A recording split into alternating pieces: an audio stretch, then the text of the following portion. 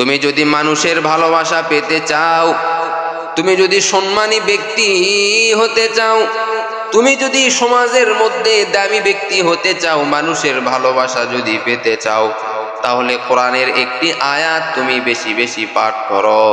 সেই আয়াতটি হলো ইন্নাল্লাহা ইউসমিউ মান ইয়াশা। যেই বান্দা এই আয়াতটি বেশি বেশি পাঠ করবে, ওই বান্দা আল্লাহ তাআলা ওই বান্দাকে এত বেশি মহব্বত করবেন, ভালোবাসবেন। সমাজের মানুষেরাও ওই বান্দাকে মহব্বত করবে, ভালোবাসবে। যেই বান্দা এই আয়াতটি বেশি বেশি পাঠ করবে, ইন্নাল্লাহা ইউসমিউ মান ইয়াশা, এই আয়াতটি যেই বান্দা বেশি বেশি পাঠ করবে, ওই বান্দার প্রতি মানুষের ভালোবাসা বেড়ে যাবে। এই আল্লাহর বান্দা, অনেকে এসে বলে, হুজুর আমার বিবি আমাকে দেখতে পারে না, আমাকে দুইটা চক্ষু দ্বারা সহ্য করতে পারে না। আমি তাদেরকে বলি, ভাইজান আপনি মনে মনে এই আয়াতটি পাঠ করেন, ইন্নাল্লাহা ইউসমিউ মান ইয়াশা। অন্তরে অন্তরে আপনি পাঠ করেন, আর অন্তরে অন্তরে আপনার বিবির কথা আপনি স্মরণ করেন। দেখবেন আল্লাহ তাআলা আপনার বিবির অন্তরে আপনার ভালোবাসা ঢুকায়া দিবে। অনেক মা বাবারা এসে বলে, হুজুর আমার সন্তান আমাকে মহব্বত করে না, ভালোবাসে না, দুইটা চক্ষু দ্বারা দেখতে পারে না। ওই সমস্ত মা বাবাকে আমি বলি, ও আম্মা জানেরা, আল্লাহ তাআলা এই আয়াতটি আপনার মাঝে দিয়া দিছেন, ইন্নাল্লাহা ইউসমিউ মান ইয়াশা, ইন্নাল্লাহা ইউসমিউ মান ইয়াশা।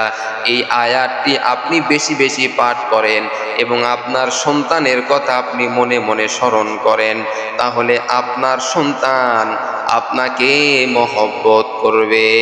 আরে আল্লাহর বান্দা, আল্লাহর কোরআন এমন একটি কিতাব, এই কিতাবের মধ্যে সব কিছু রয়েছে রে বাবা। যদি তুমি ঠিক মতো আমল করো, তাহলে তুমি কামিয়াব হতে পারবে। ওরে আল্লাহর বান্দা, বেশি বেশি আল্লাহর কাছে দোয়া করেন, বেশি বেশি আপনি জিকির করেন। ওরে আল্লাহর বান্দা, দুনিয়ার সব মানুষ যদি আপনাকে ভালোবাসে, কিন্তু আল্লাহ যদি আপনাকে ভালো না বাসে, তাহলে আপনি লাভবান হতে পারবেন না। আর যদি দুনিয়ার সব মানুষ যদি আপনাকে ঘৃণা করে, আর আল্লাহ যদি আপনাকে ভালোবাসে, তাহলে কারো ভালোবাসার কোনো প্রয়োজন নাই। ওরে নবীর উম্মতের দল, আল্লাহ তাআলার কালাম বেশি বেশি তুমি পাঠ করো, তাহলে মনে তোমার শান্তি চলে আসবে। তুমি পেরেশানির মধ্যে রয়েছো, তুমি বিপদের মধ্যে রয়েছো, তোমার সংসারে অনেক কষ্ট, অনেক অভাব, সংসারের মানুষেরা তোমাকে দেখতে পারে না, তাহলে তুমি বেশি বেশি কোরআন শরীফ তুমি পাঠ করো। ফজরের নামাজের পরে তুমি সূরা ইয়াসিন তুমি পাঠ করো। ওরে বান্দা, যেই বান্দা সূরা ইয়াসিন পাঠ করবে সকাল বেলা উঠিয়া, আমার আল্লাহ ওই বান্দার যাবতীয় বিপদ আপদ আমার আল্লাহ দূর করে দিবেন। ওরে আল্লাহর বান্দা, তোমার রিজিকের মধ্যে সমস্যা, তোমার সংসারে অনেক অভাব, তাহলে তুমি সূরা ওয়াকিয়া তুমি পাঠ করো। মাগরিবের নামাজের পর সূরা ওয়াকিয়া তুমি পাঠ করো, তাহলে আল্লাহ তাআলা তোমার সংসারের অভাব আল্লাহ তাআলা দূর করে দিবেন।